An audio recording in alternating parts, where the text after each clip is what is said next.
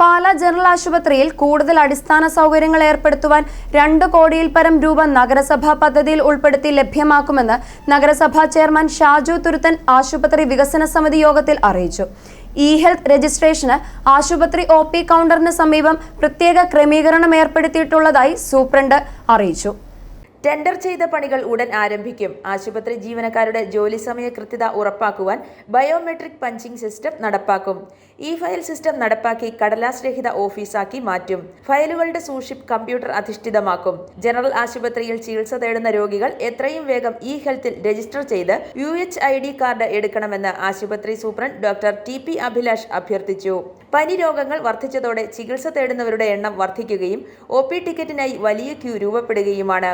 E-health registration ആശുപത്രി OP. കൗണ്ടറിന് സമീപം പ്രത്യേക ക്രമീകരണം ഏർപ്പെടുത്തിയിട്ടുള്ളതായി സൂപ്രണ്ട് പറഞ്ഞു. ഇതിനായി ആധാർ നമ്പറുമായി എത്തിയാൽ മാത്രം മതിയാവും. രജിസ്ട്രേഷൻ എടുത്തു കഴിഞ്ഞാൽ ഡോക്ടറെ കാണുന്നതിനായുള്ള ടോക്കൺ രോഗിക്ക് വീട്ടിലിരുന്ന് തന്നെ എടുക്കാം. ആശുപത്രിയിലെത്തി ക്യൂ നിൽക്കേണ്ടതില്ല. ഇന്ന് ചേർന്ന ആശുപത്രി മാനേജിംഗ് കമ്മിറ്റി യോഗത്തിൽ പദ്ധതി വിശദീകരിക്കുകയായിരുന്നു അദ്ദേഹം. നേത്ര ശസ്ത്രക്രിയ തിയേറ്റർ നവീകരിച്ച് ഉടൻ തന്നെ നേത്ര ശസ്ത്രക്രിയകൾ പുനരാരംഭിക്കുമെന്ന് സൂപ്രണ്ട് അറിയിച്ചു.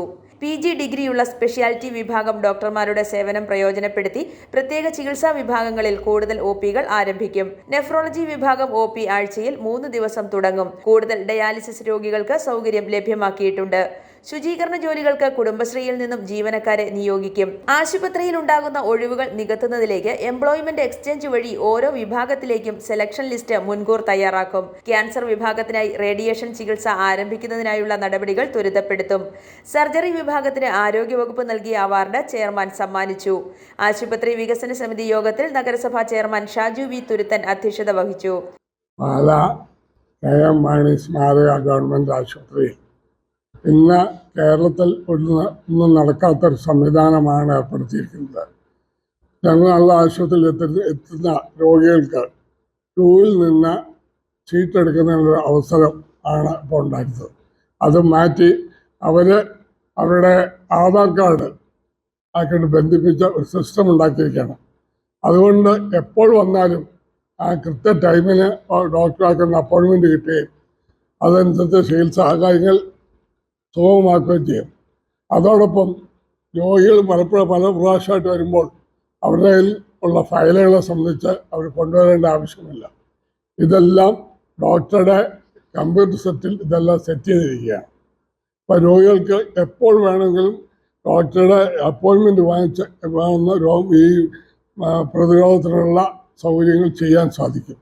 അതോടൊപ്പം തന്നെ ഈ സിസ്റ്റം കേരളത്തിലെ മറ്റ് ഗവൺമെൻറ് ആശുപത്രികളിൽ നടപ്പിലാക്കി കഴിഞ്ഞു വരികയാണ്. അത് വരുമ്പോൾ നമുക്ക് എവിടെ പോയി വേണമെങ്കിലും കൂടുതൽ നല്ല ചികിത്സ ലഭിക്കുന്നതിനും സാധ്യത വളരുന്നു.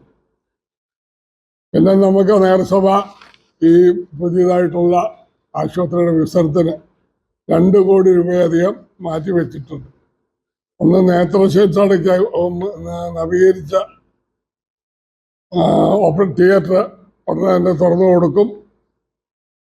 പിന്നെ ഇതൊരു സ്പെഷ്യാലിറ്റി ഹോസ്പിറ്റലായി മാറുക.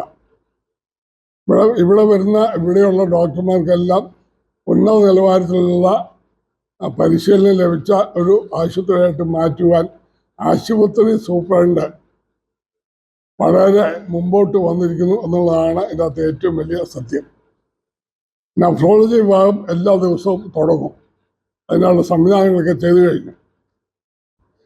പിന്നെ ഡയാലിസിസ് രോഗികൾക്ക് എന്നും തന്നെ ചെയ്യുന്നതിനുള്ളൊരു സംവിധാനം കൂടി ആശുപത്രിയിൽ ഏർപ്പെടുത്തിയിട്ടുണ്ട്. Vice chairperson Leena Sunny, councillor P.A. Lissykutty, Biji Jojo, Maya Pradeep, Shirley Mathew, P.K. Shajikumar, Biju Palupadavan, Jaison Manthottam, Peter Panthalani, Bineesh Choondacherry, Jose Kuttiyanimattam, Ramesh Babu, Bibin Pallikunnel, RMO doctor Reshma Suresh, doctor M. Arun, lay secretary Sreekumar എന്നിവർ നിർദ്ദേശങ്ങൾ ഉന്നയിച്ചു. i4u news, Pala.